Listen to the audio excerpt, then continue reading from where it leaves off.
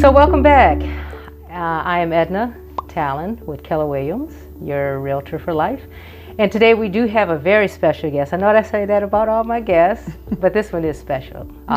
Mainly because we kind of, melded together wonderfully. Divine. Exactly. A divine connection is probably more accurate. So I'm going to let her introduce herself, tell you a little bit about her company, what she does, and then we'll go with our conversation from there. So, my special guest. What does your business do in particular? Savvy Interior Designs is a company that does not only interior design, decorating, we also do staging. But it's on particular occasions because it takes a lot of materials, which I don't have any warehouse materials. So if they have a budget that can handle purchasing some things, then that's what it's all contingent upon. So, okay. Yeah. Or you can go in and say, hey, you know what?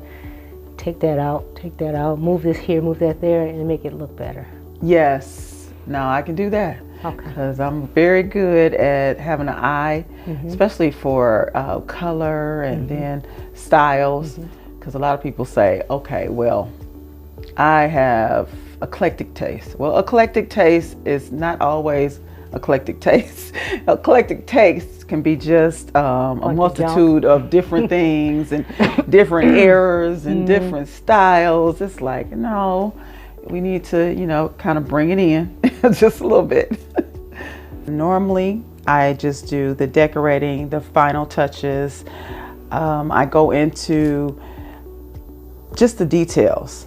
So my slogan is God is in the details. So what I do is I look at the space and I go in and I say, okay, so it can be for staging purposes. It can be to help with the real estate. As far as what Edna does, I could come in and say to someone that is selling their home, you have to declutter. You have to have a neutral palette. So I'm good at color. So for someone that is actually buying their home and then they want to go in and they bring some of their furnishings and they're like, well, I need a new look. I need to make this house into a home. I will come in and I will actually give you the flooring, give you the drapes, and tell you what colors you need to do according to your own personalized taste. So that's what I do. So Stacy and I attended the same church 100 years ago. Yeah, a very long time ago.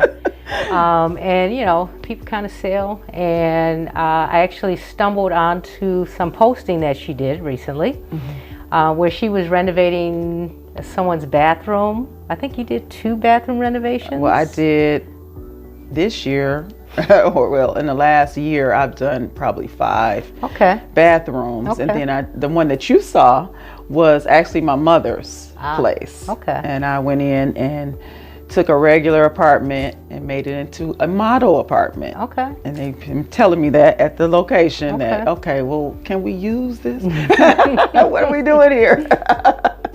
So, yeah. So I saw that, and then I reached out to her on Facebook and I said, hey, I don't know if you remember me, but do you do staging? I'm a realtor and I have some clients that could probably use your help from time to time. And so we conversed back and forth, and I said, you know what?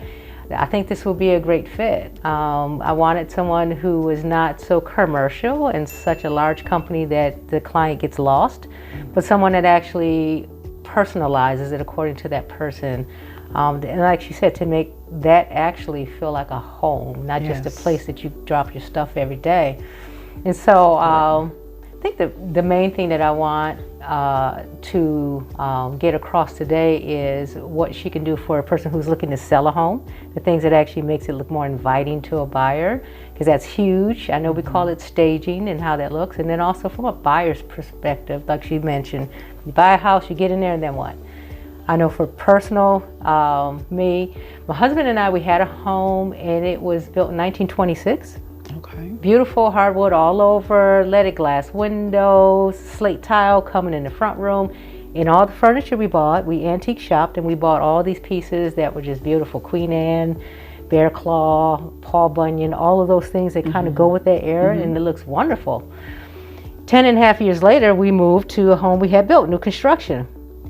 None of that stuff worked in our new home. We brought all the stuff over and thought, eek. Yeah. Didn't think about that. There's a clash. Yeah, so you went from a home that had all these custom details that was that rich in tradition and history to a box, because I'm sorry, but some new construction, it is a box.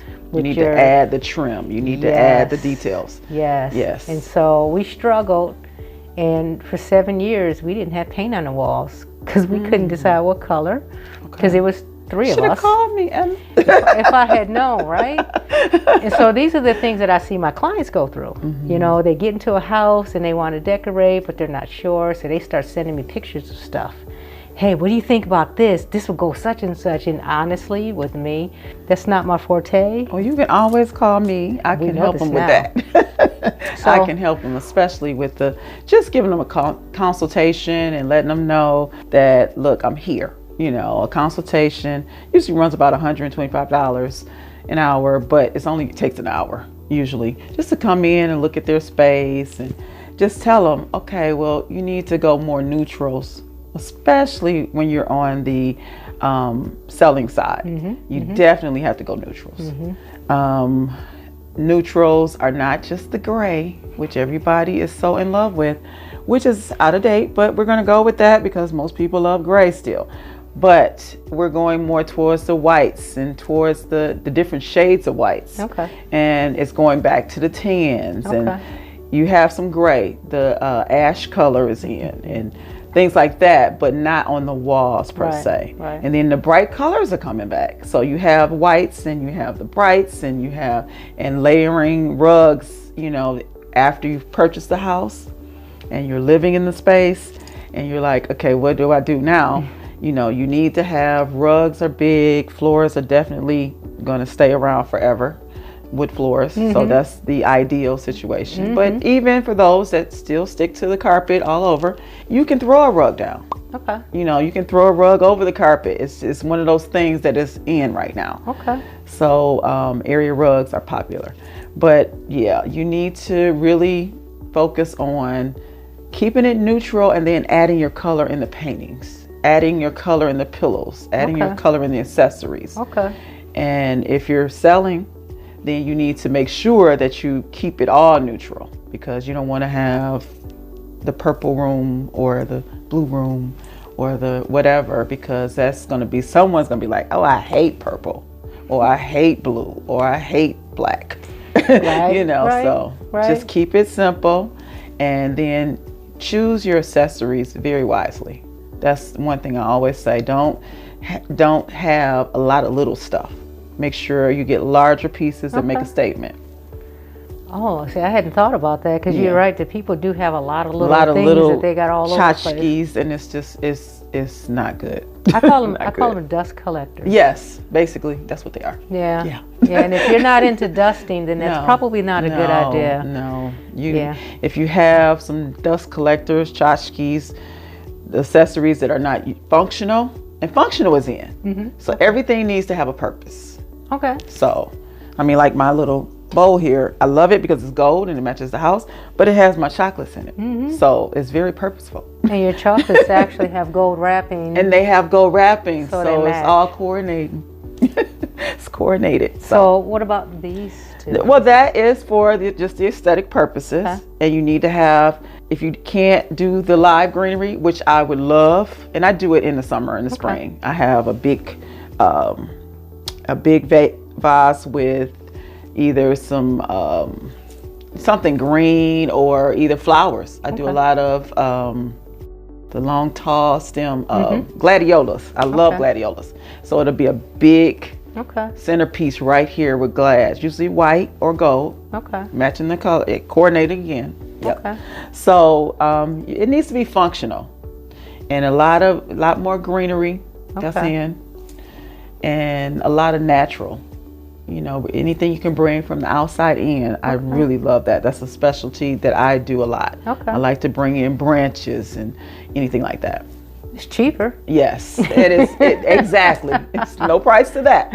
You're going out on a hike wood. and you see some stuff out there. You go, oh wow, float wood. Yeah. So everything in this place is actually, because I lost everything like 10 years ago, so I had nothing. So everything was either very inexpensive at maybe a Home Goods or something like that, or it was at a resale shop. So all my things are like that. Now, prior to that, I had branches on the wall. I had a whole bunch of stuff. So I haven't been able to collect those same things. Okay. So, but yeah, you really can do it on a budget. You really can. So outside of a seller staying neutral and using color pop with paintings and things like that, one of the issues we have is about too much stuff with clutter. Yes. So what is too much stuff and what is not enough stuff? Because some people think it looks good to have an empty room, but for pictures, as for a realtor, no, it does not look good. No. You have I think a rule of thumb is you always stay on the odd pieces. You know, you have an odd number of pieces on whatever.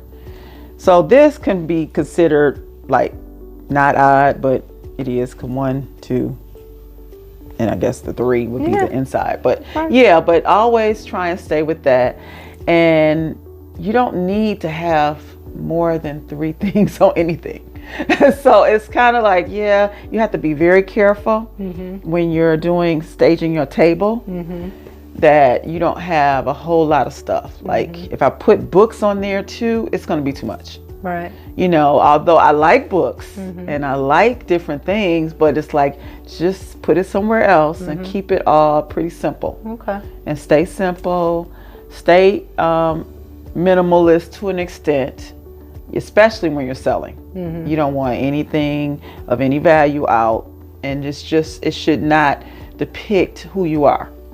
Gotcha. And because that's one of the issues, one of the questions I get a lot when people sometimes ask, well, you know, how should I do, what should I do to stage? Because I usually move things around so that they're not in my pictures. Take away the photos. I don't take away the photos, but a lot of people just don't have photos like they used to. Yeah. You know, but some people, they're terrified and they take every photo away, but then they don't put anything in their place.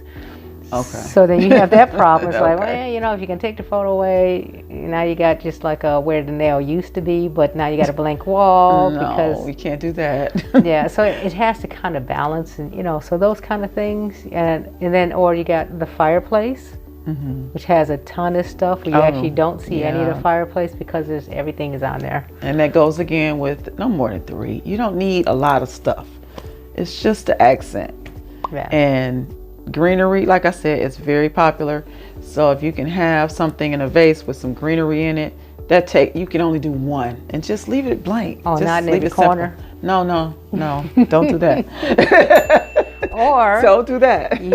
you can't see it, but we're sitting next to a door wall, and normally people have the entrance covered by plants because they're getting that natural light.